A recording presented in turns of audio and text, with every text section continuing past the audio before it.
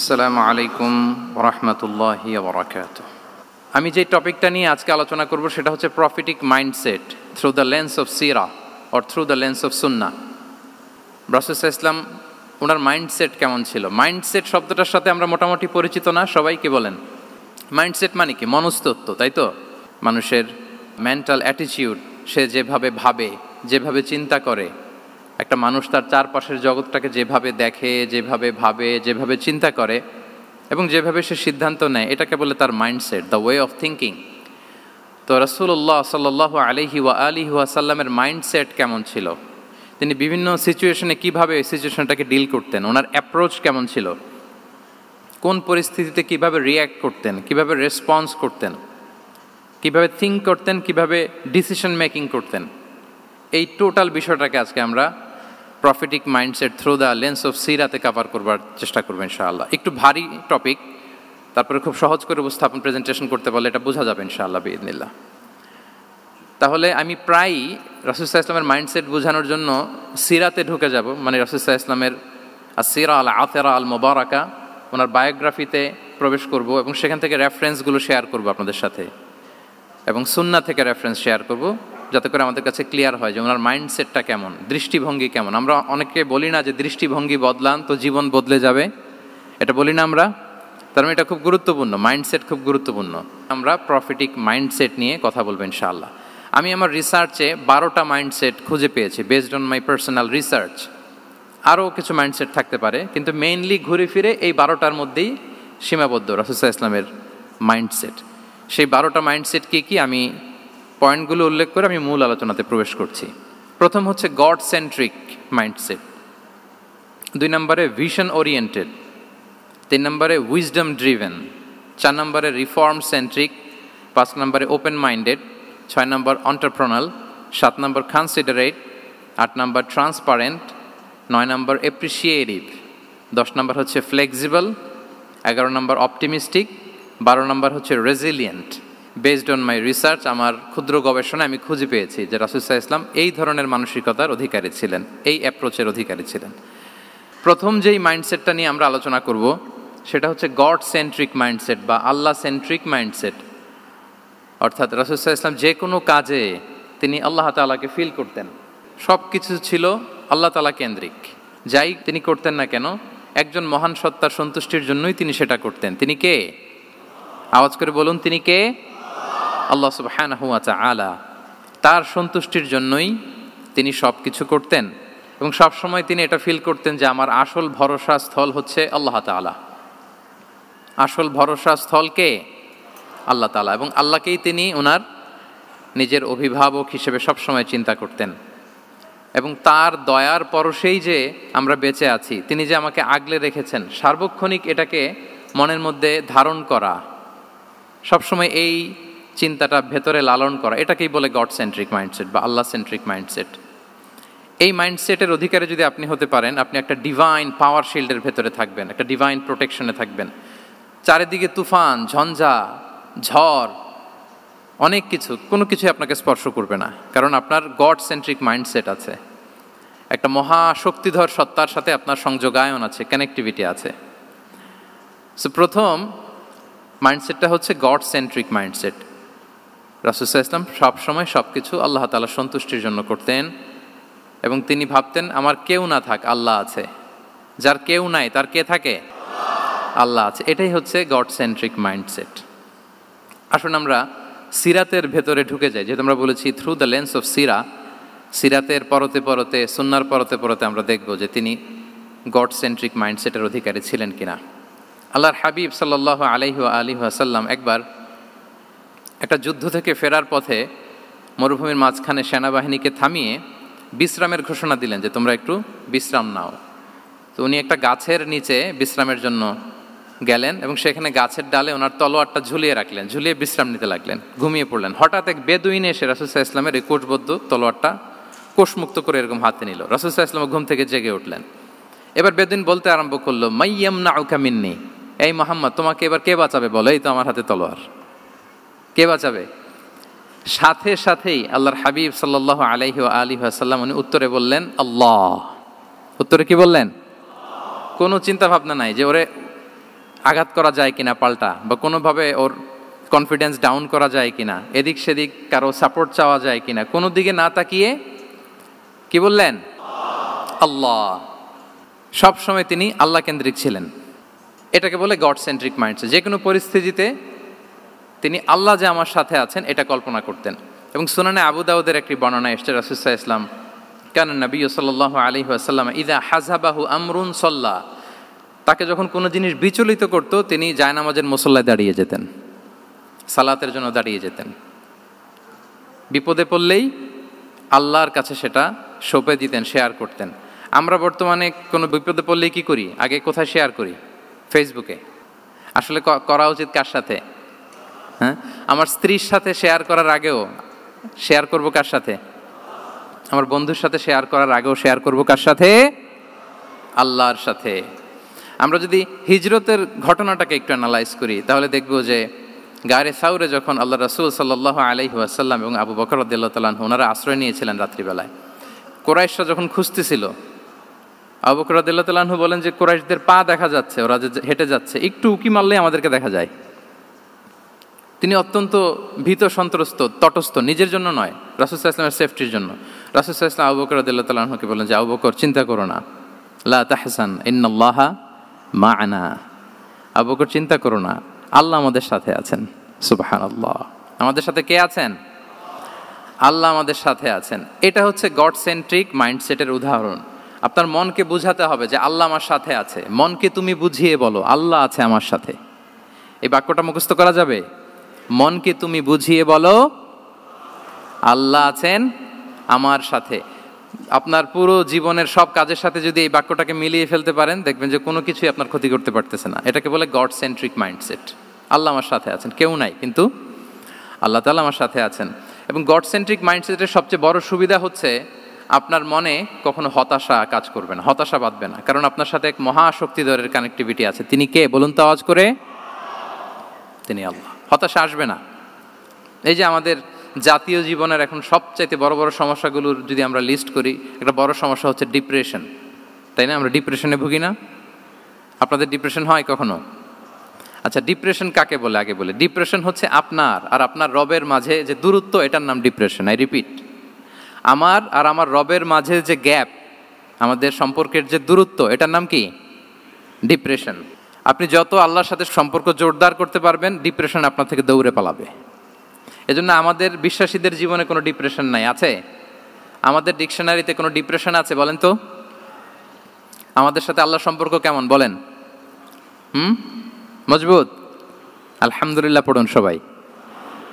তাহলে ডিপ্রেশন হচ্ছে আপনার আর আপনার রবের মাঝে যে দূরত্ব, এই দূরত্ব দূর করে দেন, ডিপ্রেশন আপনিই পালাবে। আমরা আরও কিছু সিরা থেকে ইনসিডেন্ট নিয়ে দেখি যে গড সেন্ট্রিক মাইন্ডসেটটা কেমন।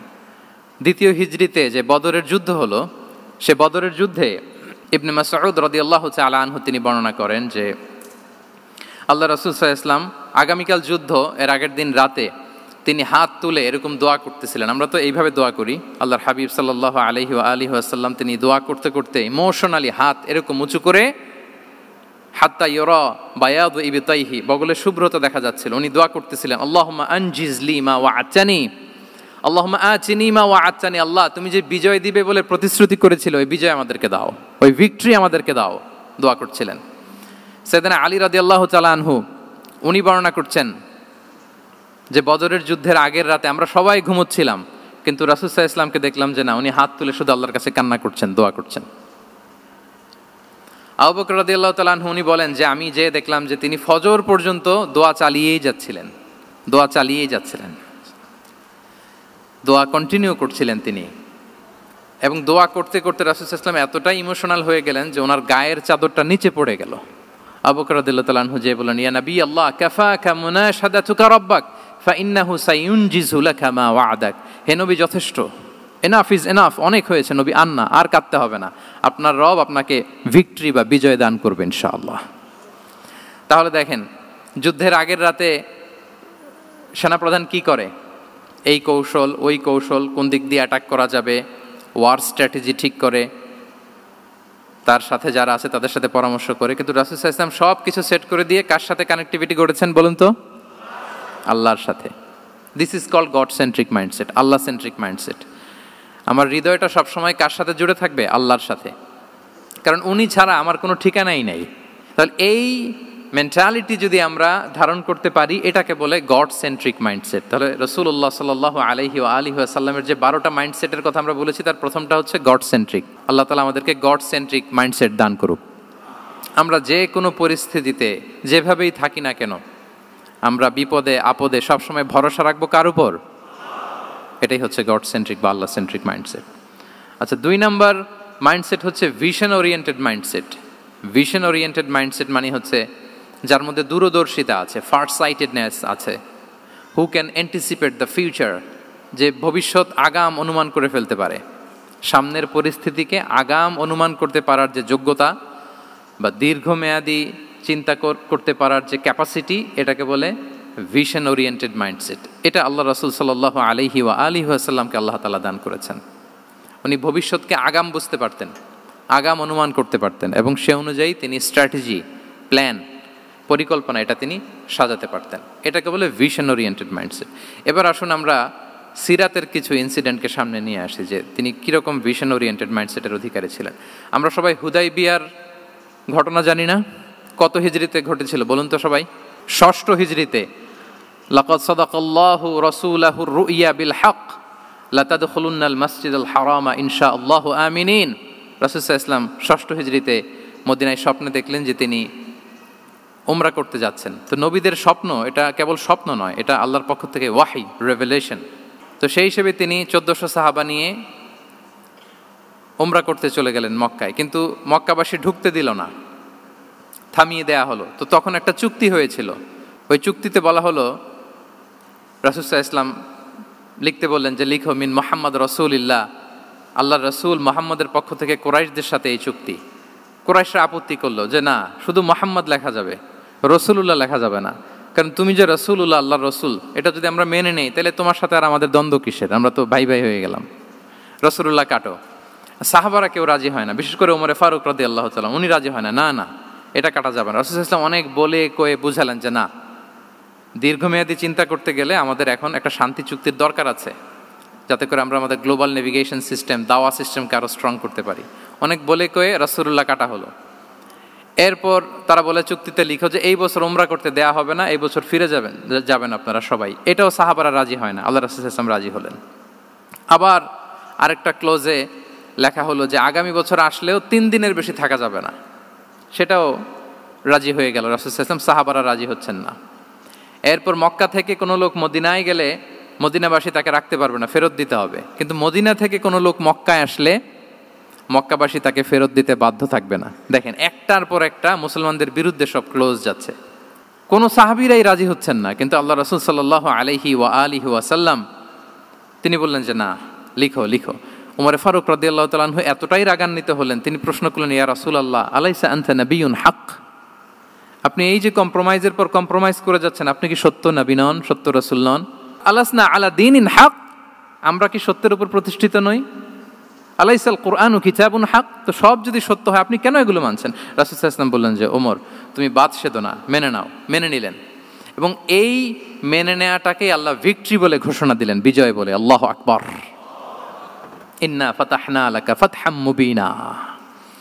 এবং হুদাইবিয়ার এই সন্ধি থেকেই বেসিকলি মক্কা বিজয় ওইদিকে ত্বরান্বিত হয়েছে গতি প্রবাহটা। কারণ রাসূল সাল্লাল্লাহু আলাইহি ওয়াসাল্লাম অনেক দূর দেখেছেন, সাহাবারাই সামনের কিছু বিষয়ে তারা খেয়াল করছেন, কিন্তু রাসূলুল্লাহ সাল্লাল্লাহু আলাইহি ওয়া আলিহি ওয়াসাল্লাম তিনি অনেক দূর দেখতে পাচ্ছেন। আচ্ছা বলেন, 3 তলার উপর থেকে একজন একটা ভিউ দেখতে পায়, আর 30 তলা উপর থেকে আরেকজন একটা কন্ডোমিনিয়ামের উপর থেকে একটা পানোরামিক ভিউ দেখতে পায়, দুইজনের ভিউ দেখা কি একরকম হয়? বলেন, একরকম হবে? কখনোই হবে না। তাহলে 30 তলার উপর থেকে যিনি দেখবে তিনি একটা পানোরামিক ভিউ দেখবে, দ্য টোটাল সিনারিও তার কাছে ক্রিস্টাল ক্লিয়ার হবে, যেটা সাহাবা রিদওয়ানুল্লাহি তাআলা আলাইহিম আজমাইন ওনাদের কাছে ক্লিয়ার ছিল না।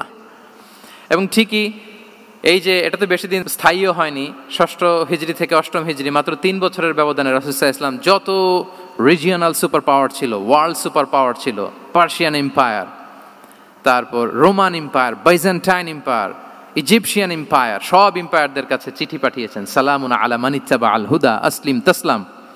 এবং ইসলামের এক্সপান্ড হয়েছে, ওনার গ্লোবাল নেভিগেশন সিস্টেম উনি চালু করেছেন। এর কারণ কি? উনি ছিলেন ভিশন ওরিয়েন্টেড মাইন্ডসেটের অধিকারী, দূরদর্শী, অনেক দূর দেখতে পেতেন, অনেক দূর তিনি দেখতে পেতেন, দীর্ঘমেয়াদী তিনি পরিকল্পনা করতে পারতেন। এটা হচ্ছে ভিশন ওরিয়েন্টেড মাইন্ডসেট যারা হয় তাদের ক্যারেক্টারিস্টিক্স বা ফিচার। আরও একটা উদাহরণ দেই, আপনারা কি বলতে পারেন আবিসিনিয়াতে নবুয়তি কত সালে সাহাবারা হিজরতে গিয়েছিল? বলতে পারবেন কেউ? হ্যাঁ, নবুয়তি কত সালে? 5ম সালে। হ্যাঁ, নবুয়তি 5ম বছর ওনারা আবিসিনিয়াতে, বর্তমানে যেটা ইথিওপিয়া বা ইরিত্রিয়া, সেখানে সাহাবারা হিজরতে গিয়েছিলেন। এবং আবিসিনিয়াতে এই যে হিজরতে গেল, তারা সবাই মিলে ফিরে এসেছিল মদিনায় কবে? এটা কি কেউ জানেন? আল্লাহু আকবার, মাশাআল্লাহ মাশাআল্লাহ। বসুন। খায়বার বিজয়ের দিন এসেছিলেন। আবিসিনিয়াতে যারা হিজরতে গিয়েছিলেন তারা মদিনায় ব্যাগ এন্ড ব্যাগেজ সব কিছু নিয়ে খায়বার বিজয়ের সময়, মানে 7ম হিজরিতে এসেছিলেন। তো রাসূল সাল্লাল্লাহু আলাইহি ওয়াসাল্লাম যখন মক্কা থেকে মদিনায় হিজরত করলেন, সব সাহাবারা মদিনায় চলে আসছেন। মদিনায় এখন একটা ইসলামিক সোসাইটি, ইসলামিক স্টেট। বদরের যুদ্ধে মুসলমানদের বিজয়, খন্দকে বিজয়, খন্দক তো 5মে। তারপরে ওনারা কেন আসে না বলেন তো? আসেনি। 7ম হিজরিতে এসেছেন। জাফর রাদিয়াল্লাহু তাআলা আনহুর নেতৃত্বে, সাইয়েদনা আলী রাদিয়াল্লাহু তাআলা আনহুর আপন ভাই, বড় ভাই, ওনার নেতৃত্বে যখন 7ম হিজরিতে ওখানে যাওয়ার 15 বছর পর যখন তারা সবাই ফিরলেন, রাসূল সাল্লাল্লাহু আলাইহি ওয়াসাল্লাম এত খুশি হলেন, তিনি বললেন, মা আদরি বিআইয়িহিমা আনা আফরাহ বিফাতহি খাইবার আও বিকুদুমি জাফর। আমি কোনটাতে বেশি খুশি আজকে আমি জানি না, খায়বার বিজয়ে বেশি খুশি না আমার ভাই জাফরকে পেয়ে বেশি খুশি। আল্লাহু আকবার, এত খুশি হয়েছিলেন। তো এখন এমনি তো মনে প্রশ্ন জাগে যে রাসূল সাল্লাল্লাহু আলাইহি ওয়াসাল্লাম যখন মদিনায় চলে আসলেন, কোরআনের আয়াতগুলো নাজিল হয়, সালাত ফরজ হলো, জাকাত আসলো, সব হলো, একটার পর একটা হচ্ছে, ইসলামিক স্টেট, তো ওনারাই কেন আবিসিনিয়াতে পড়ে আছেন? প্রশ্ন জাগে না? ওই সময় একটা ক্রাইসিস মোমেন্ট ছিল, তখন ওনারা গিয়েছিল আবিসিনিয়াতে, কিন্তু আসে না কেন? ওনারা এসেছেন 7ম হিজরিতে। এর কারণ আবিসিনিয়ায় কিছু মুসলিমদেরকে রেখে দেওয়া, এটা রাসূলুল্লাহ সাল্লাল্লাহু আলাইহি ওয়াসাল্লামের প্ল্যান বি ছিল। কি ছিল? Plan B. রাসূল সাল্লাল্লাহু আলাইহি ওয়াসাল্লাম অপেক্ষা করছিলেন যে মদিনাকে প্রথমে ইন্টারনাল যত থ্রেট আছে এগুলো থেকে মুক্ত করতে হবে, এরপরে মদিনাকে যত এক্সটার্নাল থ্রেট আছে এগুলো থেকে মুক্ত করতে হবে। সব যখন মুক্ত করে উনি দেখলেন যে না, মদিনা সেফ জোন, এখন আর আলাদা একটা বেজ, একটা এক্সট্রা সেফ জোন বা এডিশনাল বেজ আমার কোথাও দরকার নাই। তখনই তিনি লোক পাঠালেন যে যাও, জাফরের নেতৃত্বে আবিসিনিয়ায় যারা হিজরত করেছে তারা সবাই মদিনায় চলে আসো। সুবহানাল্লাহি বিহামদি। তাহলে একটা প্ল্যানে কাজ করতেন না। আমরা তো এরকম করি, একটাই প্ল্যান। প্ল্যান কয়টা? এটা যদি ওয়ার্ক না করে শেষ, আমু নাই সালাও নাই। কিন্তু রাসূলুল্লাহ সাল্লাল্লাহু আলাইহি ওয়া আলিহি ওয়াসাল্লামের প্ল্যান এ ছিল, প্ল্যান বি ছিল, প্ল্যান সি ছিল। প্ল্যান এ ওয়ার্ক না করলে প্ল্যান বিতে যেতেন, বি ওয়ার্ক না করলে সিতে যেতেন, এইভাবে তিনি কাজ করতেন। তাহলে এটা হচ্ছে বেসিকলি ভিশন ওরিয়েন্টেড মাইন্ডসেটের অধিকারী যারা, তারা এটা করে, যারা ফিউচারকে অ্যান্টিসিপেট করতে পারে, আগাম অনুভব করতে পারে যে কি হতে পারে সামনে। এই যে বাংলাদেশের বিভিন্ন প্ল্যান পরিকল্পনায় আমরা দেখা যায় যে এখান দিয়ে একটা ব্রিজ করে পরে ভাঙতে হয়, রাস্তা একটা তৈরির পরে ভাঙতে হয়, কোথায় এক টানেল হয়ে আছে প্রতি মাসে মাসে এখন লস হয়, তারপর 1 ঘন্টা বৃষ্টি হলে পুরো ঢাকা শহর এটা বন্যা হয়ে যায়। এগুলো হচ্ছে একাধিক প্ল্যান না থাকা, ভিশনারি অ্যাটিটিউডের অধিকারী না হওয়ার কারণে এই ঝামেলাগুলো আমাদের হচ্ছে।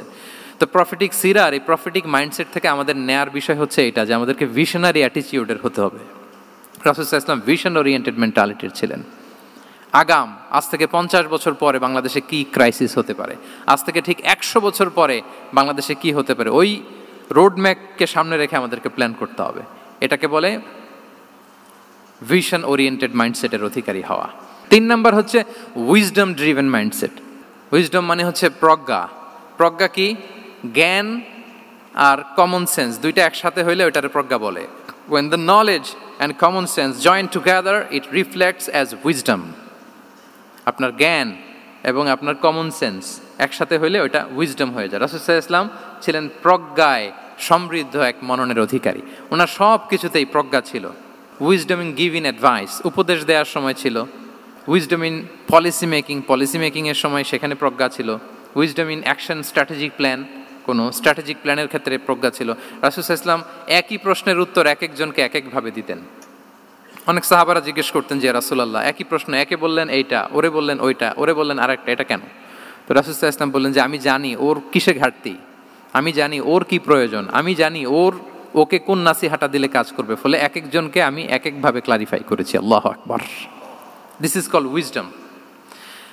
আচ্ছা, উইজডম, রাসূল সাল্লাল্লাহু আলাইহি ওয়াসাল্লাম যে উইজডম ড্রিভেন মাইন্ডসেটের অধিকারী ছিলেন, এটার কয়েকটা এক্সাম্পল আমরা সিরাত থেকে দেখি। মক্কা বিজয় হয়েছে কত হিজরিতে?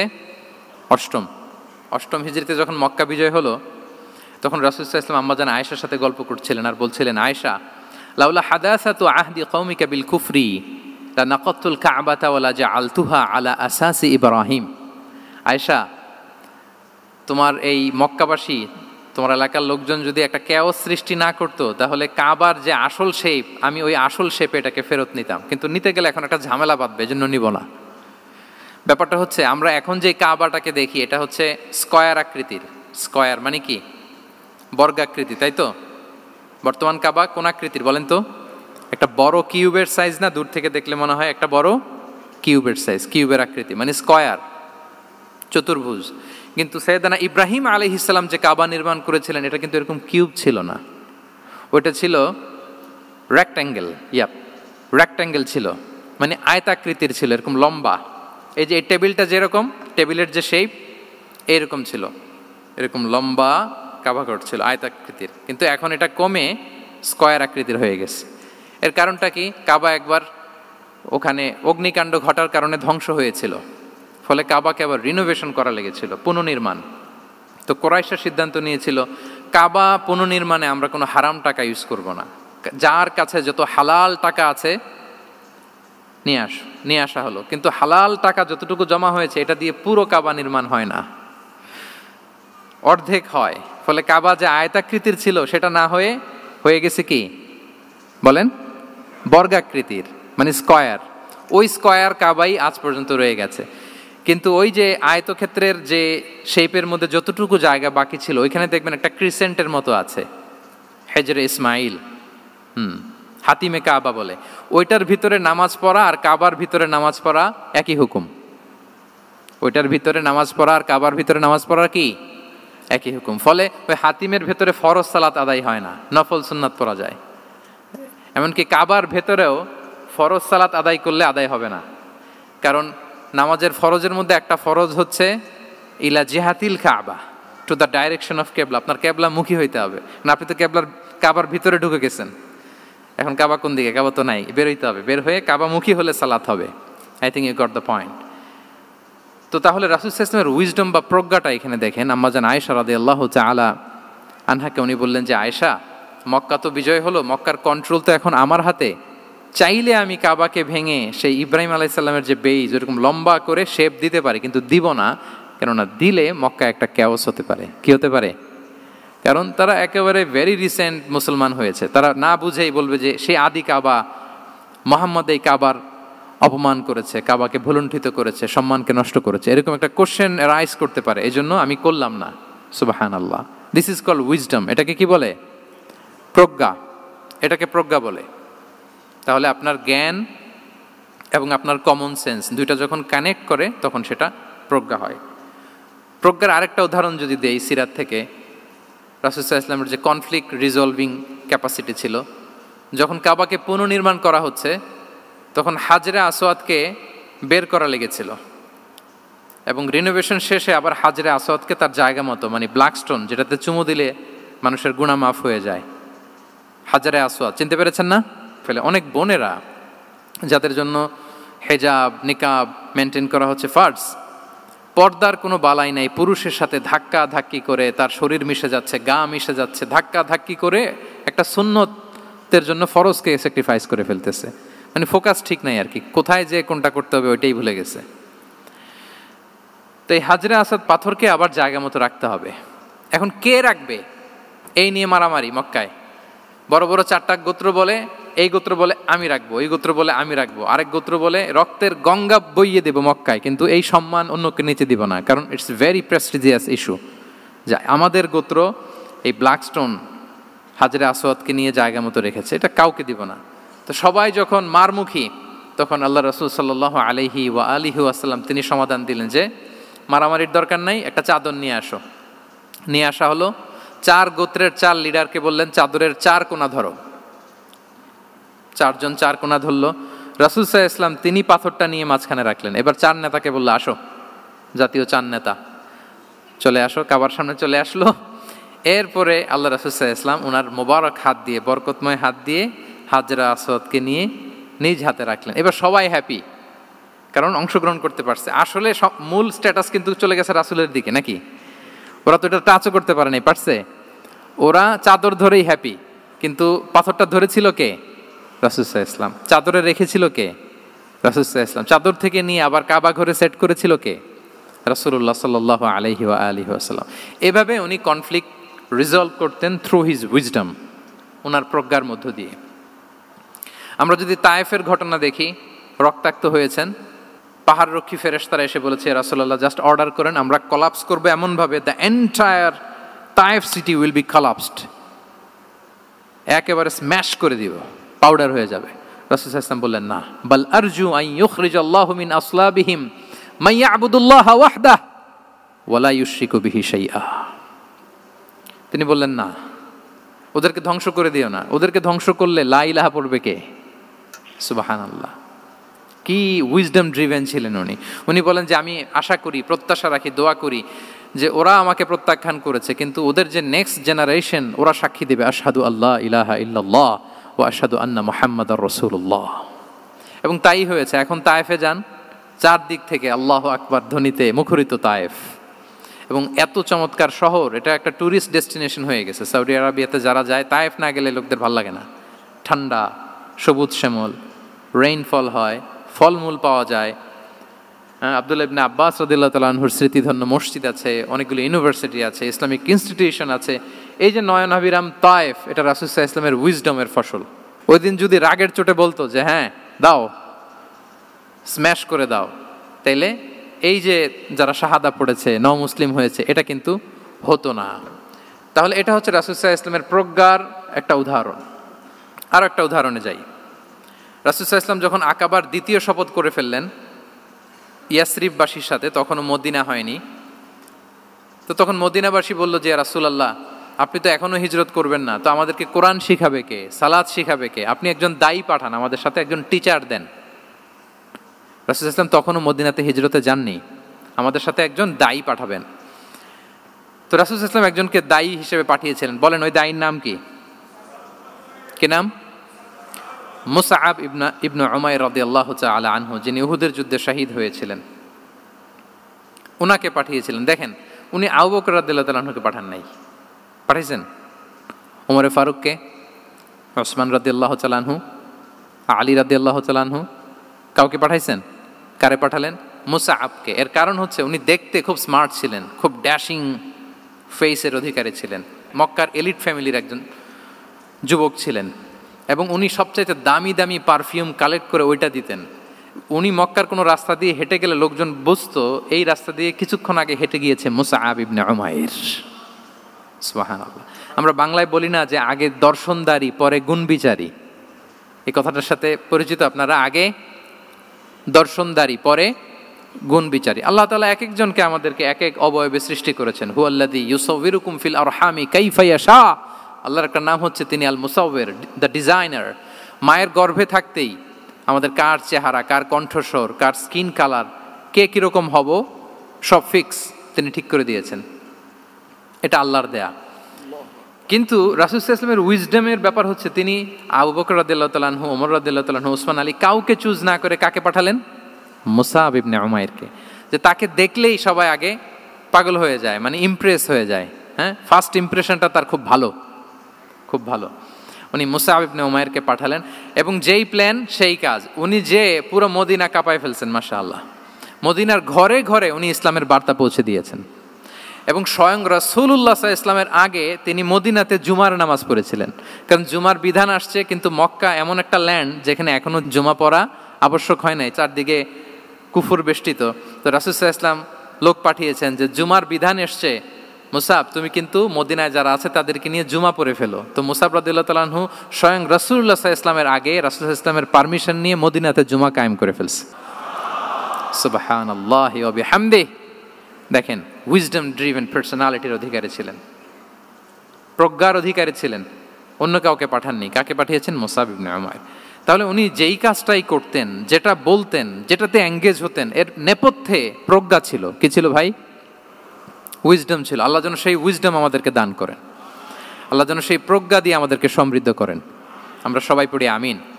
4 নাম্বার হচ্ছে রিফর্ম সেন্ট্রিক মাইন্ডসেট। মানে রাসূল সাল্লাল্লাহু আলাইহি ওয়াসাল্লাম সংস্কারবাদী ছিলেন আর কি।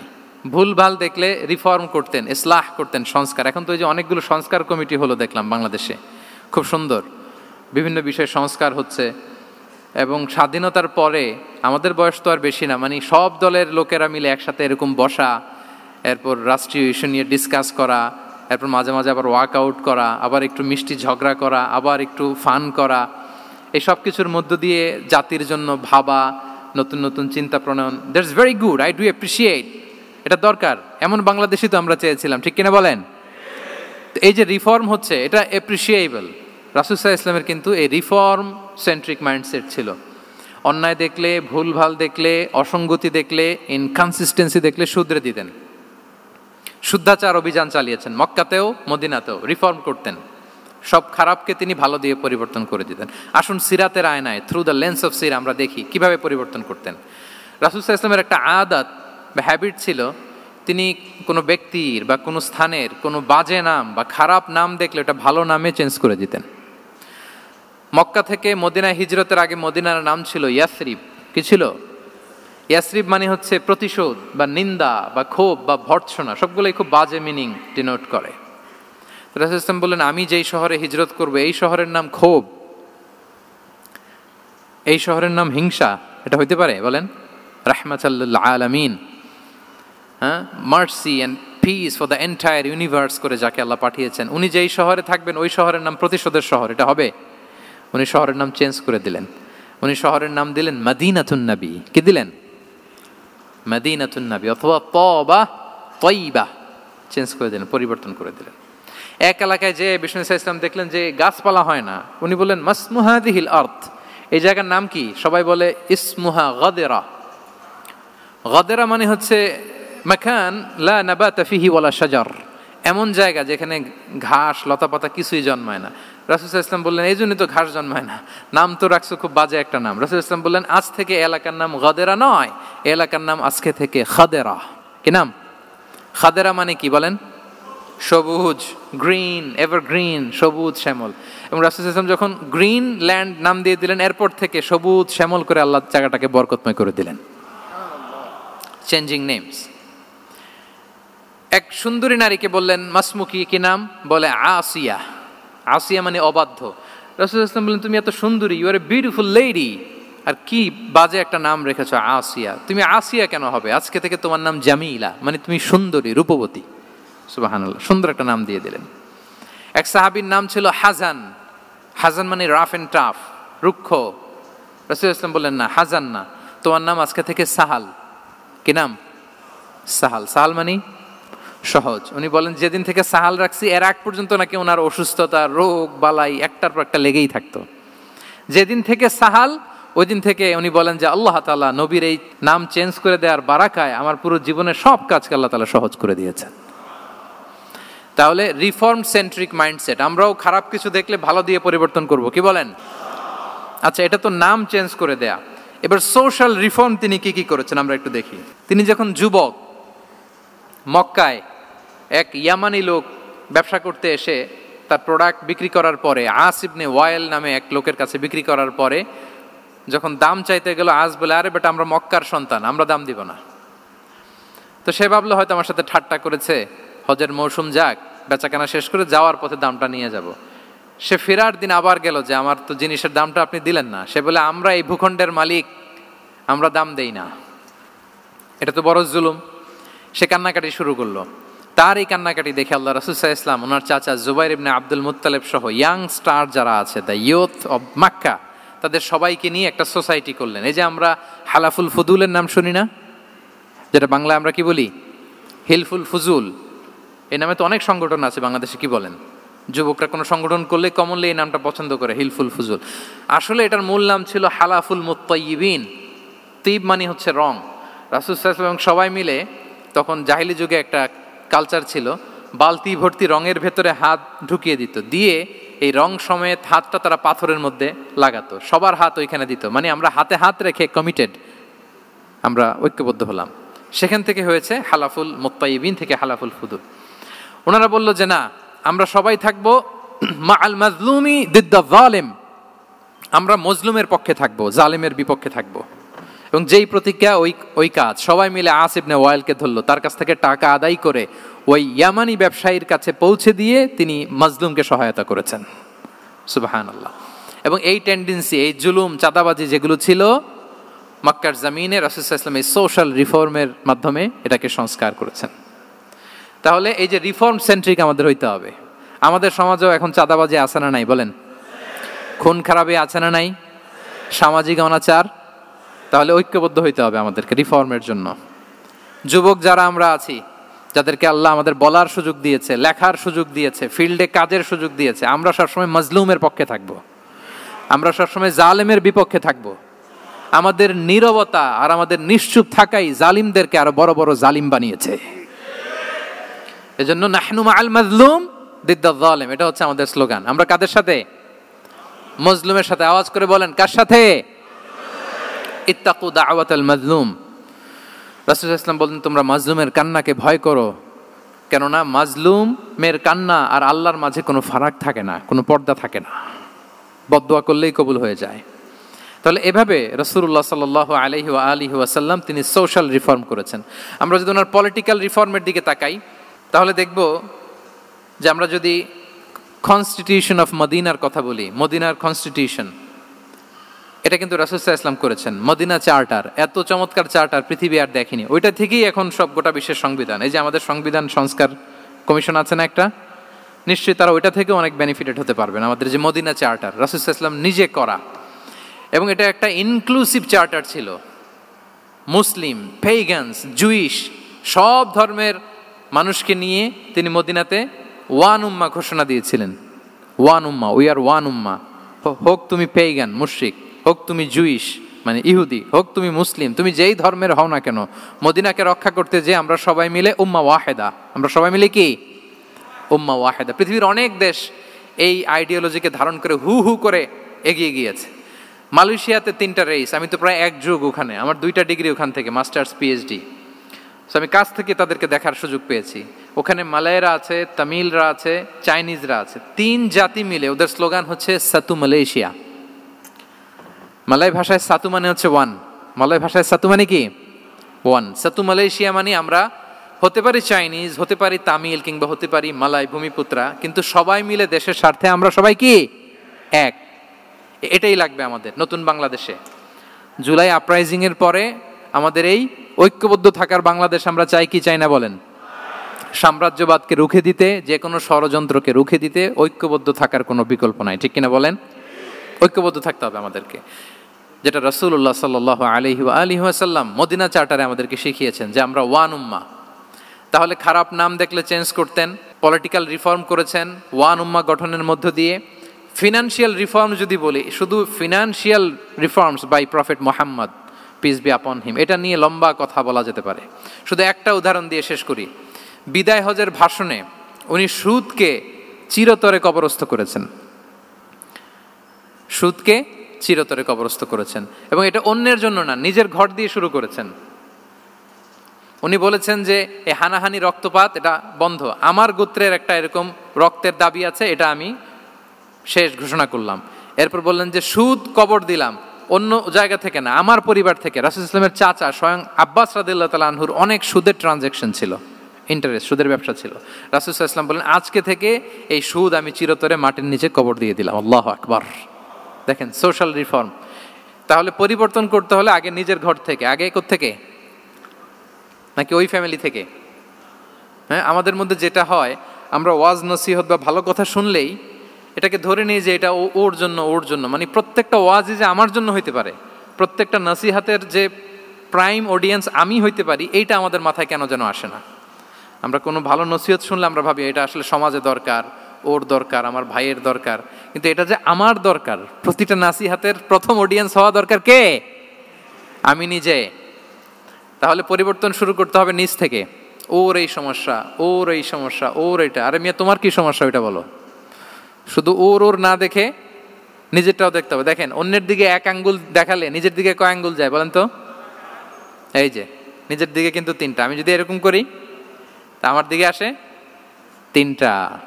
এজন্য নিজ থেকে, নিজের ফ্যামিলি থেকে আমরা সংস্কার শুরু করব। কি বলেন? ওমরে ফারুক রাদিয়াল্লাহু তাআলা আনহু যখন ফ্যামিলি মিটিংয়ে বসতেন, উনি ওনার সন্তানদেরকে বলতেন, শোনো, তোমরা খলিফাতুল মুসলিমিন, আমিরুল মুমিনিনের সন্তান। তোমাদের কোনো বাজে কাজ যদি সমাজে আসে, তোমাদের কোনো অন্যায় যদি আমার কানে আসে, অন্যের জন্য যা শাস্তি তোমাদের জন্য হবে ডবল শাস্তি।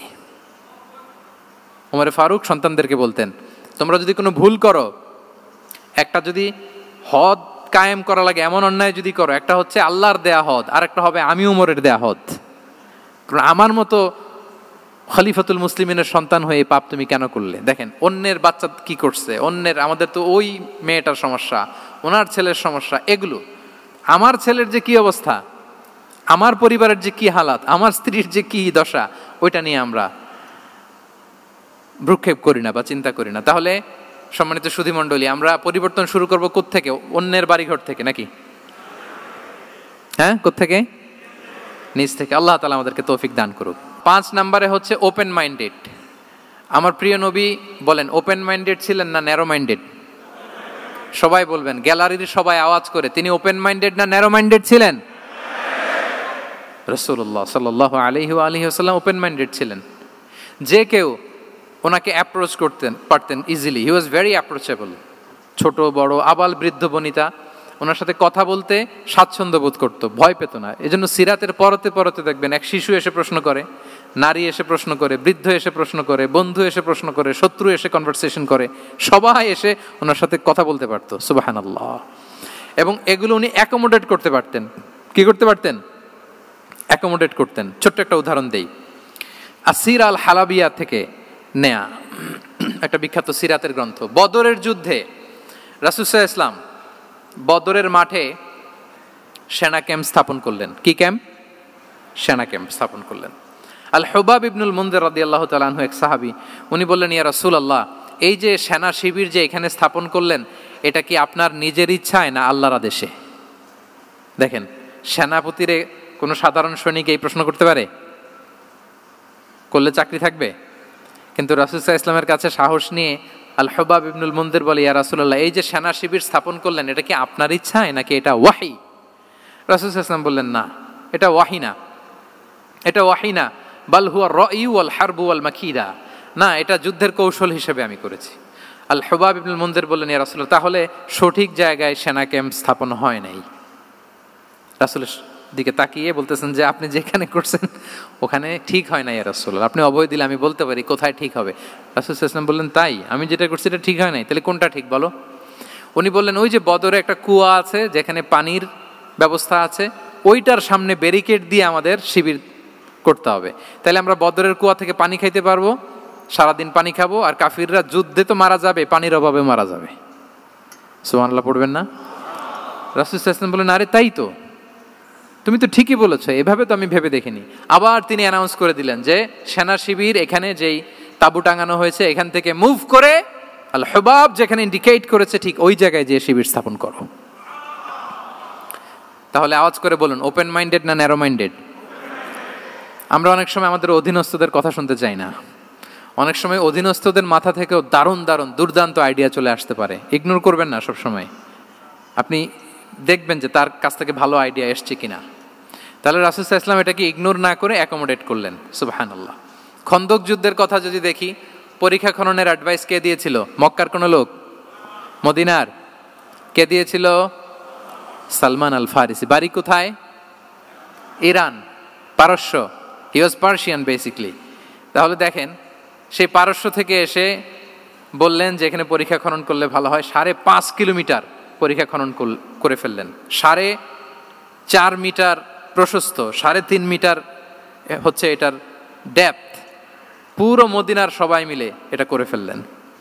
তার মানে আমি সব বুঝি, আমি সব জানি, এই মেন্টালিটি থেকে আমাদের বেড়ে আসতে হবে। এটা হচ্ছে একটা ন্যারো মাইন্ডেড পার্সোনালিটির অধিকারী, যে আমি যেটা বলছি ওইটা, এটার পরে কোনো কথা নেই, এটা ভুল। বরং আমার টিমের মধ্যে থেকে যদি কোনো ভালো অপিনিয়ন আসে সেটা আমি রিভাইজ করব। কি বলেন, পারা যাবে না? তাহলে ওপেন মাইন্ডেড পার্সোনালিটি ছিলেন রাসূলুল্লাহ সাল্লাল্লাহু আলাইহি ওয়াসাল্লাম। 6 নম্বর মাইন্ডসেট হচ্ছে অন্টারপ্রেনাল মাইন্ডসেট। অন্টারপ্রেনাল, এখন তো এটা আপনারা সবাই খুব বেশি শোনেন, অন্টারপ্রেনারশিপ, অন্টারপ্রেনাল। অন্টারপ্রেনাল মাইন্ডসেট আসলে অনেক কিছুর সমন্বয় হয়। 1 নম্বর, যার প্রোঅ্যাক্টিভ অ্যাটিটিউড যাদের থাকে, solution focused, not problem focused. Problem সৃষ্টি হইলে ওইদিকে ফোকাস না করে কিভাবে সলিউশন করা যায় ওইদিকে ফোকাস করতেন। এরপর যে হিউম্যান রিসোর্সের ভালো ম্যানেজ করতে পারে, রিসোর্স কম কিন্তু to take the best out of this resource. অনেকে দেখবেন যে ছোট্ট জিনিসকে অর্গানাইজ করে এত সুন্দর প্রেজেন্টেশন করে, আবার অনেকের অনেক আছে কিন্তু সেটাকে প্রেজেন্ট করতে পারে না, এরকম আছে না নাই? রাসূল সাল্লাল্লাহু আলাইহি ওয়াসাল্লাম অল্প রিসোর্স দিয়ে অনেক বড় কিছু অ্যারেঞ্জ করতে পারতেন, সুবহানাল্লাহ। এবং he was a very good talent hunter. রাসূল সাল্লাল্লাহু আলাইহি ওয়াসাল্লাম একজন চৌকস ট্যালেন্ট হান্টার ছিলেন। He was a very good observer. সাহাবীদের কার কি ট্যালেন্ট এটা তিনি নোট করতেন। যার যে দক্ষতা তাকে তার ওই দক্ষতা দিয়ে ইসলামের সেবা করতে উৎসাহ দিতেন। যখনই কোনো প্রতিভাবান সাহাবীকে তিনি দেখেছেন, তিনি ইসলামের জন্য সেই প্রতিভাকে কাজে লাগানোর চেষ্টা করেছেন। একজনকে দিয়ে সবটা করেননি। আমাদের সমাজে এই একটা ভুল ধারণা আছে, আমরা অনেকে একজনের কাছ থেকে সব কামনা করি। একজন সব করতে পারে না, পারে? যারা পারেও কোনোটাই ভালোভাবে পারে না, সব পারে একটু একটু পারে। তো রাসূল সাল্লাল্লাহু আলাইহি ওয়াসাল্লাম ট্যালেন্ট হান্টার ছিলেন, যার যেখানে ট্যালেন্ট তাকে ওই কাজে লাগাতেন। বলেন তো খালিদ বিন ওয়ালিদ রাদিয়াল্লাহু তাআলা আনহুকে আল্লাহ রাসূল সাল্লাল্লাহু আলাইহি ওয়াসাল্লাম কি কাজে লাগিয়েছিলেন? অনেক পরে ইসলাম ধর্ম গ্রহণ করেছেন, কিন্তু যুদ্ধের অভিযানে পাঠিয়েছেন এবং পরবর্তীতে তিনি সেনাপ্রধান হয়েছিলেন মুসলিম ব্যাটালিয়নের। কারণ উনি ওয়ার স্ট্র্যাটেজি জানতেন। ওনার আক্রমণের কারণে তো উহুদের প্রান্তরে মুসলিমরা প্রায় নাস্তানাবুদ হওয়ার অবস্থা, তাই না? অনেক পরে আল্লাহ তাআলা ওনাকে ইসলামের জন্য কবুল করলেন। তাহলে উনি ওয়ার স্ট্র্যাটেজি জানতেন, ফলে রাসূল সাল্লাল্লাহু আলাইহি ওয়াসাল্লাম ওনাকে যুদ্ধের জন্য কাজে লাগিয়েছেন। তাহলে সবাইকে একটা দিলে হবে না, প্যারাসিটামল 3 বেলা সবার জন্য হবে নাকি যার যে রোগ সে অনুযায়ী প্রেসক্রিপশন? হ্যাঁ, খালিদ বিন ওয়ালিদ রাদিয়াল্লাহু তাআলা আনহু তিনি সমরবিদ ছিলেন, রণকৌশলী। ওনাকে বানিয়েছেন সেনাপ্রধান। আওয়াজ করে বলুন, কি প্রধান? উনি সেনাপ্রধান হয়েছিলেন। আচ্ছা, আপনারা হাসান বিন সাবিত রাদিয়াল্লাহু তাআলা আনহুর নাম শুনেছেন নিশ্চয়ই। ওনাকেও তো যুদ্ধের ময়দানে পাঠিয়েছেন না? ওনারা পাঠিয়েছেন। ওনারা দিয়ে কি করছেন বলেন? কবিতা লিখতেন। ওনার কাব্য প্রতিভা ছিল। উনি বেসিক্যালি যুদ্ধ করতে জানতেন না, এজন্য রাসূল ইসলাম যুদ্ধে ওনাকে পাঠাতেনও না। বিভিন্ন যুদ্ধে ওনাকে না পাঠিয়ে নারীদেরকে, মদিনার নারী শিশু ভালনারেবলস যারা আছে তাদেরকে দেখভাল করার জন্য মদিনায় উনি রেখে যেতেন, কারণ আল্লাহ তাআলা ওনাকে কাব্য প্রতিভা দিয়েছিলেন। ওনার এক এক কবিতা পড়লে গায়ের লোম খাড়া হয়ে যায়। You will have goosebumps, literally আপনার গায়ের পশম দাঁড়িয়ে যাবে। এবং উনি ওনার কবিতা দিয়ে মুসলিমদেরকে, সাহাবীদেরকে উজ্জীবিত করতেন। মসজিদে নববীতে আল্লাহ রাসূল সাল্লাল্লাহু আলাইহি ওয়াসাল্লাম ওনার মিম্বারের পাশে শুধু হাসান বিন সাবিত রাদিয়াল্লাহু তাআলা আনহুর জন্য আলাদা একটা মিম্বার বানিয়েছিলেন, যে হাসান তুমি ওখানে উঠে কবিতা লিখে আমার সাহাবাদেরকে উজ্জীবিত করবে জিহাদের জন্য। আল্লাহু আকবার। তাহলে একজনকে সেনাপ্রধান, আরেকজনকে জাতীয় কবি, আরেকজনকে হাসান বিন সাবিত রাদিয়াল্লাহু তাআলা আনহুকে কি বানালেন? জাতীয় কবি বানালেন। আচ্ছা, হুযাইফা ইবনুল ইয়ামান রাদিয়াল্লাহু তাআলা আনহু, ওনার ছিল ডিটেকটিভ মাইন্ড, এজন্য ওনাকে রাসূল সাল্লাল্লাহু আলাইহি ওয়াসাল্লাম মদিনার গোয়েন্দা বিভাগের প্রধান বানিয়েছেন, হেড অফ ডিটেকটিভ ডিভিশন। হুযাইফা ইবনুল ইয়ামান ছিলেন মদিনার কি? হেড অফ ইন্টেলিজেন্স, গোয়েন্দা বিভাগের প্রধান। মুআয ইবনে জাবাল রাদিয়াল্লাহু তাআলা আনহু প্রশাসনিক কাজ খুব ভালো বুঝতেন। মদিনার সবচাইতে বড় সিনিয়র আমলা ছিলেন মদিনা রাষ্ট্রের। মদিনা রাষ্ট্রের সবচাইতে সিনিয়র আমলা মুআয ইবনে জাবাল রাদিয়াল্লাহু তাআলা আনহুকে রাসূল সাল্লাল্লাহু আলাইহি ওয়াসাল্লাম কবিতা লেখার দায়িত্বও দেন নাই, গোয়েন্দাগিরি করতে দেন নাই, ওনাকে ইয়ামানের গভর্নর করে পাঠিয়েছেন। সুবহানাল্লাহ বিহামদি। তাহলে যার যে যোগ্যতা তাকে সেই জায়গায় কাজে লাগানো, এটাকে বলে অন্টারপ্রেনাল মাইন্ডসেট। এটাকে কি বলে? অন্টারপ্রেনাল মাইন্ডসেট। আল্লাহ হাবিব সাল্লাল্লাহু আলাইহি ওয়াসাল্লামের এই মাইন্ডসেট ছিল। 7 নম্বর মাইন্ডসেট হচ্ছে কনসিডারেট মাইন্ডসেট। কনসিডারেট মানে হচ্ছে সুবিবেচক, যার বিবেচনা আছে, অথবা যে অন্যের প্রতি সহানুভূতিশীল, উচ্চ বিবেকবোধ সম্পন্ন ব্যক্তিত্ব। রাসূল সাল্লাল্লাহু আলাইহি ওয়াসাল্লাম he was the man of 6 senses. ওনার 6টা সেন্স কাজ করতে একসাথে। কয়টা? আমাদের করে কয়টা? 5টা তো আল্লাহ দিছে, অনেকের 3টাও কাজ করে না। কোন দিক দিয়ে কি হচ্ছে দিন দুনিয়ায় নাই, সে একেবারে অন্য জগতের মানুষ। কি হচ্ছে চোখ কান খোলা নাই, কিছু জানা নাই। কিন্তু রাসূল সাল্লাল্লাহু আলাইহি ওয়াসাল্লাম he was man of 6 senses. চারদিকে কোথায় কি হচ্ছে, কার একটু অসুবিধা হয়ে যাচ্ছে, কার একটু সমস্যা, খুব অন্যের ব্যথায় ব্যথিত ছিলেন, অন্যের দুঃখে দুঃখী ছিলেন। অন্যের প্রতি সহানুভূতি ছিলেন, ম্যান অফ সিক্স সেন্সেস ছিলেন তিনি। সিরাত থেকে দু একটা উদাহরণ দেখেন। একবার রাতের নামাজ, সম্ভবত এশার নামাজ, খুব ছোট্ট করে শেষ করে দিলেন। তো সাহাবারা জিজ্ঞেস করলেন, ইয়া রাসূলুল্লাহ, নামাজ তো এত তাড়াহুড়ো করতে আপনাকে কখনো দেখিনি। তিনি বললেন, আমি নামাজের মাঝখানে এক ছোট্ট বাচ্চার কান্না শুনেছি।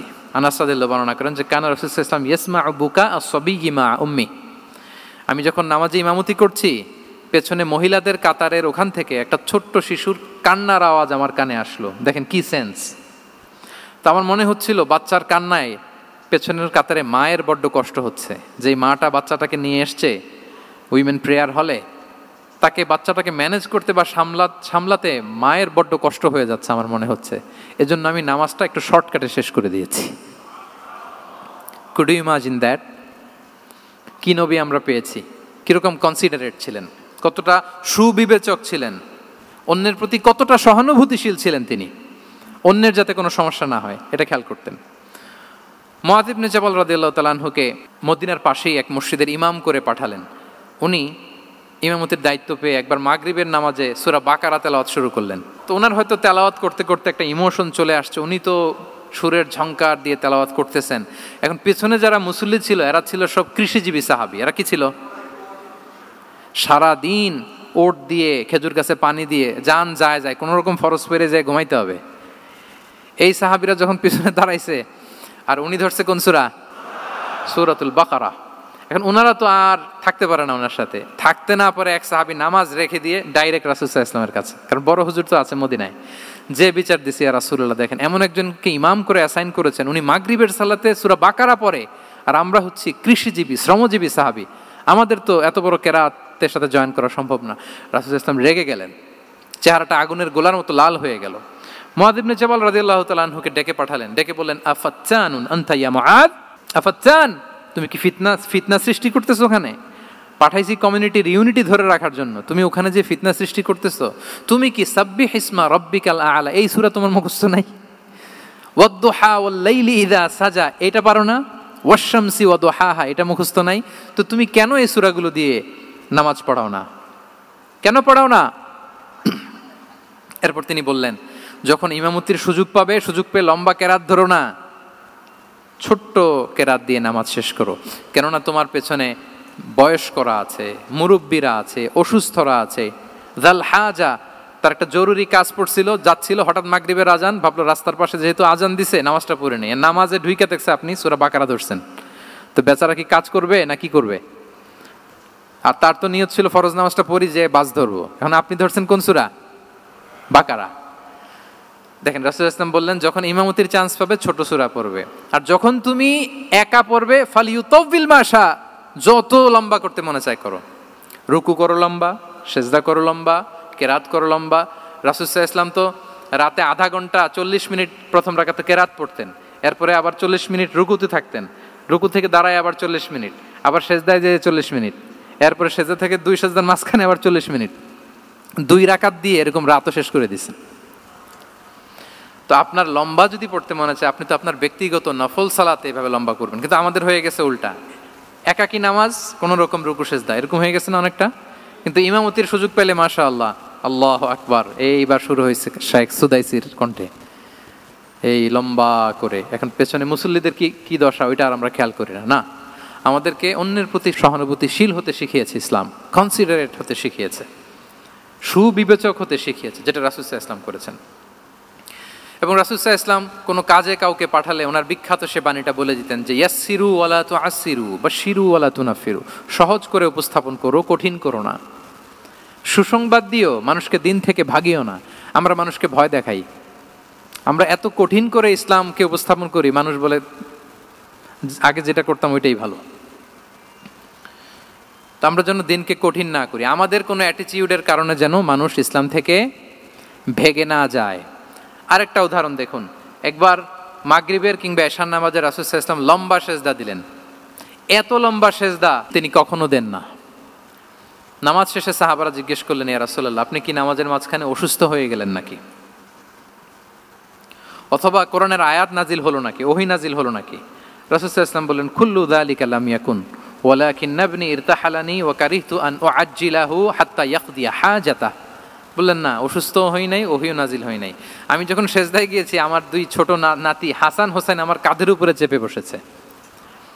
যতক্ষণ না ওরা খেলা শেষ না করে নিচে নেমেছে আমি সেজদায় লুটিয়েছিলাম, নেমেছে এরপরে মাথা উঠিয়েছি। আমার মাথা উঠানোর কারণে ওদের খেলার একটু ডিস্টার্ব হবে, এজন্য আমি আর সেজদা থেকে মাথা উঠাই নাই।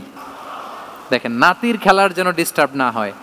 পেছনের মহিলা সারির এক বোনের নামাজের সমস্যা হচ্ছে, এগুলো উনি খেয়াল করতেন, ছোট্ট ছোট্ট বিষয়গুলো উনি খেয়াল করতেন। এটাকে বলে কনসিডারেট মাইন্ডসেট। কি বলে? তাহলে আমরা অন্যের প্রতি যেন সহানুভূতিশীল হই, নাকি শুধু নিজেরটাই দেখবো? অন্যেরটা দেখার দরকার আছে না নাই বলেন?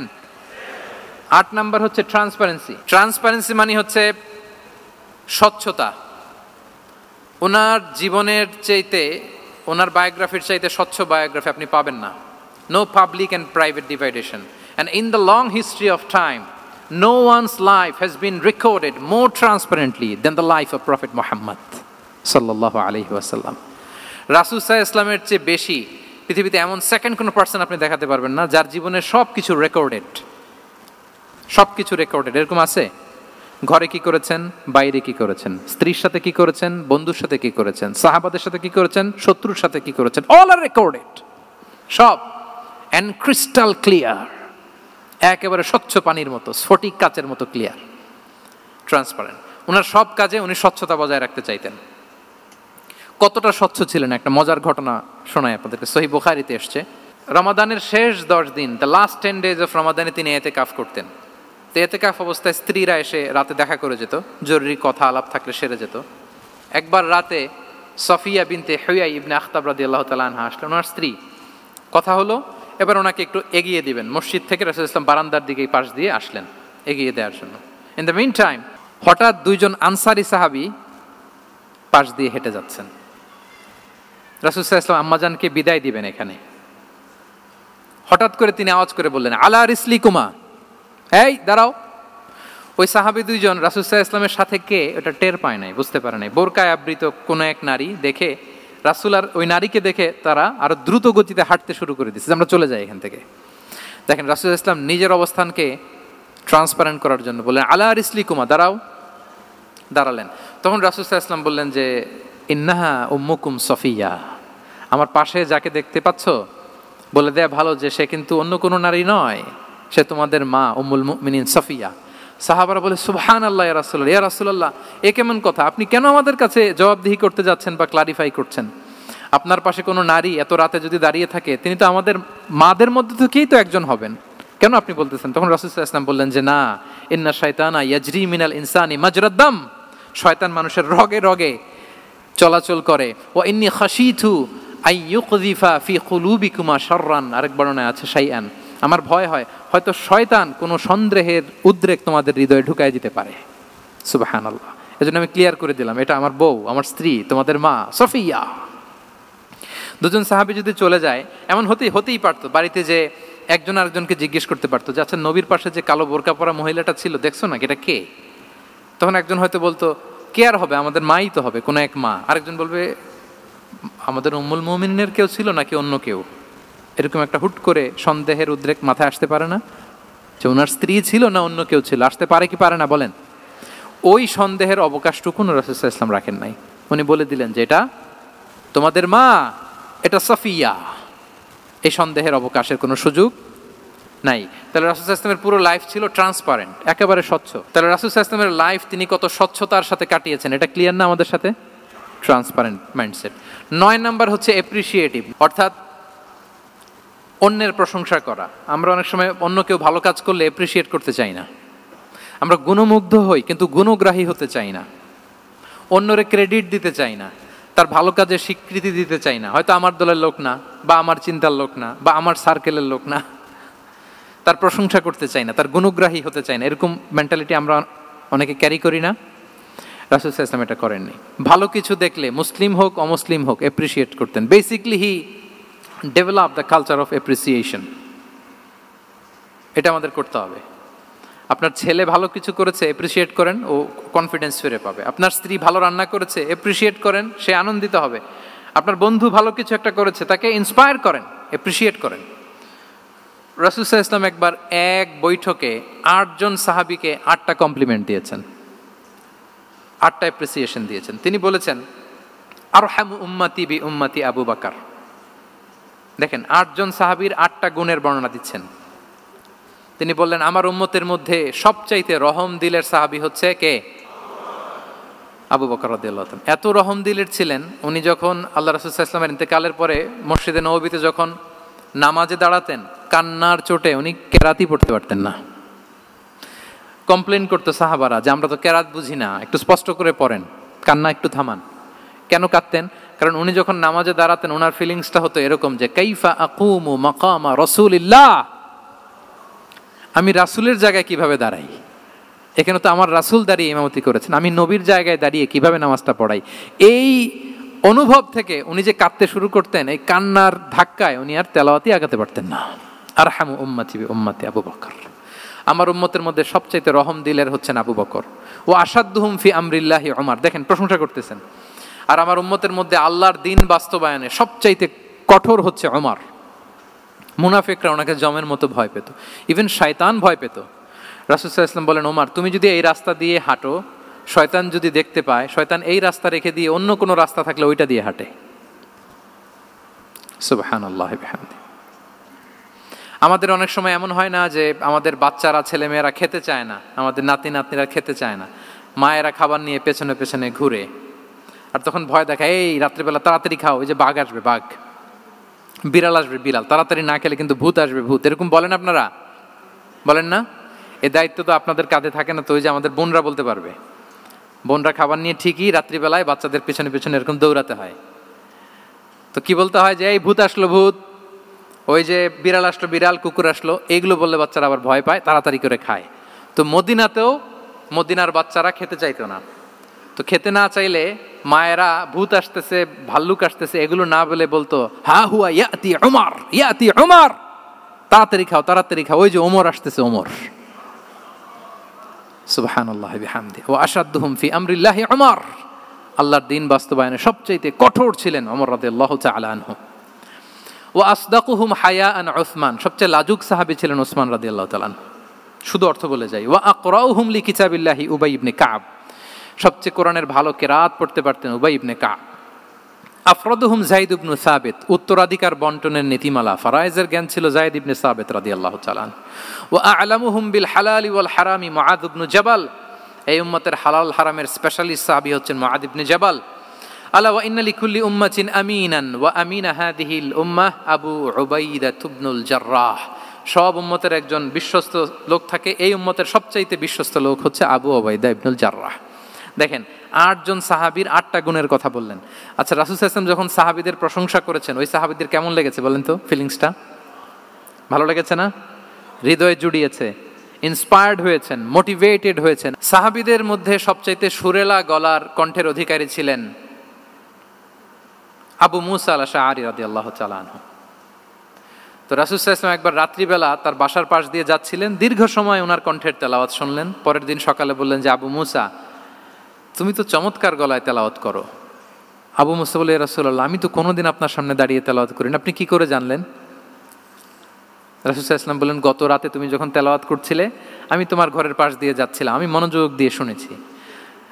আবু মুসা বলে, ইয়া রাসূলুল্লাহ আপনি আমার তেলাওয়াত শুনতেছেন, ওইটা জানলে তো আমি ফজর পর্যন্ত তেলাওয়াত চালিয়ে যেতাম, হাত্তাল ফাজর আমি তেলাওয়াত চালিয়ে যেতাম ইয়া রাসূলুল্লাহ।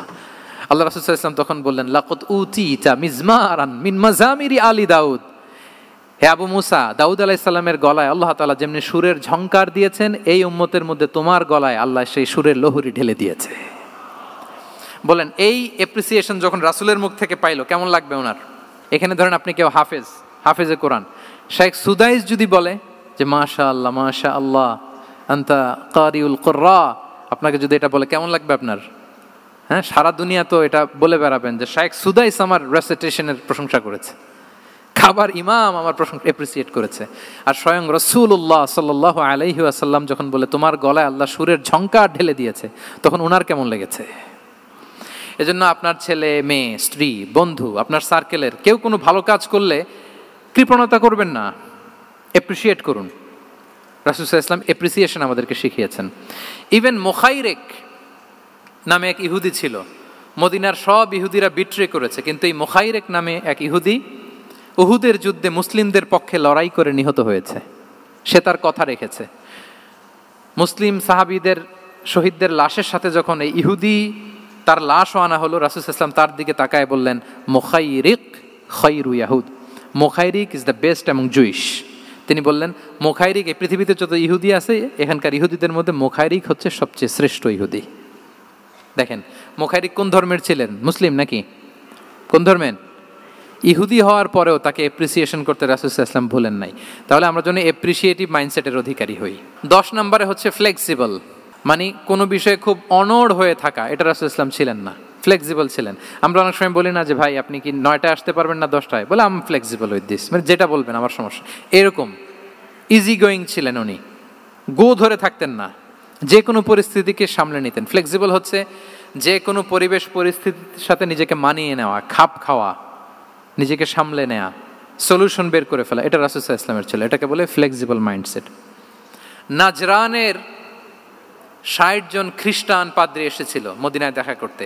এখন এত মানুষকে সম্মানিত মেহমানকে উনি কোথায় বসতে দিবেন, পরামর্শ করলেন কোথায় বসতে দেওয়া যায়। এক সাহাবী বলে আমার কাছে কিছু খেজুর পাতা আছে, ওটা বিছায়া একটা জায়গা করে ওখানে বসি। রাসূল সাল্লাল্লাহু আলাইহি ওয়াসাল্লাম বললেন না, দামি মেহমান, এটা হয়। আরেকজন বলে বিকেল বেলায় তো সূর্য পড়ে যাবে, পাহাড়ের ছায়ায় উহুদ পাহাড়ের ওই পাশে যেয়ে বসি। রাসূল সাল্লাল্লাহু আলাইহি ওয়াসাল্লাম বললেন না, এটাও তো হয় না।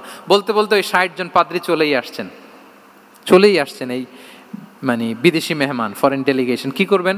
রাসূল সাল্লাল্লাহু আলাইহি ওয়াসাল্লাম 60 জনকে মসজিদে নববীর ভেতরে নিয়ে বসালেন, মসজিদে নববীর ভেতরে বসালেন। এবং সিরাতে ইবনে ইসহাকে এসেছে যে তখন ওদের আবার ইবাদতের সময় হয়েছে, রাসূল সাল্লাল্লাহু আলাইহি ওয়াসাল্লাম তাদেরকে ইবাদতেরও সুযোগ দিয়েছেন। তাদের কিবলা পূর্ব দিকে, তারা পূর্ব দিকে হয়ে 60 জন ওখানে ইবাদত করেছে, তাদের ধর্ম রীতি অনুযায়ী সালাত আদায় করেছে। দেখেন কতটা ফ্লেক্সিবল ছিলেন রাসূল সাল্লাল্লাহু আলাইহি ওয়াসাল্লাম। ফজরের সালাতের পরে ঘরে ঢুকেই আম্মাজান আয়েশাকে জিজ্ঞেস করতেন কোনো খাবার আছে? আম্মাজান আয়েশা যদি বলতেন আছে, তিনি সেটা খেতেন। কোনোদিন যদি বলতেন না ইয়া রাসূলুল্লাহ ঘরে তো খাবার নাই, তখন রাসূল সাল্লাল্লাহু আলাইহি ওয়াসাল্লাম বলতেন ফা ইন্নী সাইম, অসুবিধা নাই, খাবার যেহেতু নাই আমি রোজা রেখে দিলাম। কত ইজি গোয়িং। আচ্ছা আমরা হলে কি করতাম বলেন তো? ফজরের পরে ঘরে গেছেন আপনি, বড় সাহেব না, এবার যাওয়ার পরে জিজ্ঞেস করছেন কি আছে খাবার দাও, যদি বলে ঘরে কিছু নাই, কি বলবেন দেখি, কয়েকটা উত্তর আসুক। হ্যাঁ খবর আছে, এই তো। তো যদি আমরা আলহামদুলিল্লাহ বলি, that is called easy going and flexible mindset. এটাই হওয়া উচিত। খাবার থাকলে খেতেন, না থাকলে বলতেন okay I am fasting, it's not a big deal, ফা ইন্নী সাইম, যেহেতু নাই কি আর করবো, আমি রোজা রেখে দিলাম। এরকম ইজি গোয়িং ছিলেন। দেখেন his life was so simple but so special. হ্যাঁ, মুহাম্মদ সাল্লাল্লাহু আলাইহি ওয়াসাল্লাম তাহলে ফ্লেক্সিবল ছিলেন। 11 নম্বর হচ্ছে অপটিমিস্টিক মাইন্ডসেটের অধিকারী ছিলেন। অপটিমিস্টিক, প্যাসিমিস্টিক ছিলেন না, মানে ইতিবাচক চিন্তা করতেন সবসময়। কি চিন্তা করতেন? আপনি আজকের এই হল রুমের কিছু ভুল ধরতে পারবেন না? যদি বলে যে কয়েকটা ভুল ধরেন, বলবেন যে এই সমস্যা, সাউন্ডের সমস্যা, ওইদিকে এটা নাই, ওইদিকে এটা নাই, এটা হচ্ছে ভুল। আপনি প্যাসিমিস্টিকটা ধরলেন। এবার যদি বলা হয় আজকের এই প্রোগ্রামের কয়েকটা পজিটিভ দিক বলেন, তখন আপনি কিন্তু কয়েকটা পয়েন্ট বের করতে পারবেন যে এটা ছিল একটা ইতিবাচক দিক, এই প্রোগ্রামের এটা ছিল একটা পজিটিভ দিক। তো রাসূল সাল্লাল্লাহু আলাইহি ওয়াসাল্লাম ওই পজিটিভ দিকগুলোতে ফোকাস করতেন। হ্যাঁ, come back positive, not go back negative. রাসূল সাল্লাল্লাহু আলাইহি ওয়াসাল্লামের কাছে এসে যদি কেউ বলতে রাসূলুল্লাহ আমি খুব অসুস্থ, রাসূল সাল্লাল্লাহু আলাইহি ওয়াসাল্লাম বলতেন লা বাসা আলাইকা তুহুরুন ইনশাআল্লাহ, ইয়া রাসূলুল্লাহ আমি অসুস্থ। রাসূল সাল্লাল্লাহু আলাইহি ওয়াসাল্লাম বলতেন আরে don't worry, it will cleanse up you from your sins if Allah wish, ইনশাআল্লাহ এতে তোমার যে গুনাহ টুনা আছে, পাপ আছে, এই পাপগুলোকে আল্লাহ তাআলা এই অসুস্থতা দিয়ে মোচন করে দিচ্ছেন। পড়েন সুবহানাল্লাহ। তাইলে আপনি অসুস্থতার মধ্যে একটু হালকা হলেন না, যে জ্বরে ভুগতেছি কিন্তু এই জ্বরে নাকি আমার গুনাহ মাফ হয়ে যায়। পেটের ব্যথায় আক্রান্ত, মাথা ব্যথায় আক্রান্ত, কিন্তু এটাতে নাকি আল্লাহ আমার পাপ মোচন করে দেয়, তাহলে একটু ভালো লাগবে না? তাহলে দেখেন একটা কঠিন পরিবেশকে রাসূল সাল্লাল্লাহু আলাইহি ওয়াসাল্লাম সহজ করতেন। অসুস্থ শুনলেই লা বাস তুহুরুন ইনশাআল্লাহ, আর কিছু হবে না, আল্লাহ তোমার গুনাহ মাফ করে দিচ্ছে। অসুস্থ ব্যক্তি দেখলেই মাথায় হাত দিয়ে দোয়া করতেন আল্লাহুম্মা রাব্বান নাস আযহিবিল বাস ইশফি আনতাশ শাফি লা শিফাআ ইল্লা শিফাউক শিফাআন লা ইউগাদিরু সাকামা। উজ্জীবিত হয়ে যেত অসুস্থ ব্যক্তি। আমরা কি করি?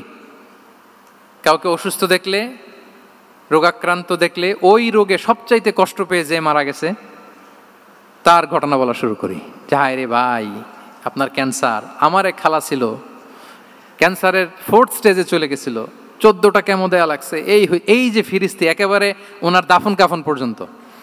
এখন বলেন ওই লোক যাও সুস্থ ছিল, এখন আর সুস্থ থাকবে? কথা বলেন, থাকবে? একটা দিব্যি সুস্থ মানুষকে যদি আপনি বলেন ভাই আপনাকে দেখতে কেমন যেন একটু রোগা রোগা লাগতেছে, অসুস্থ নাকি?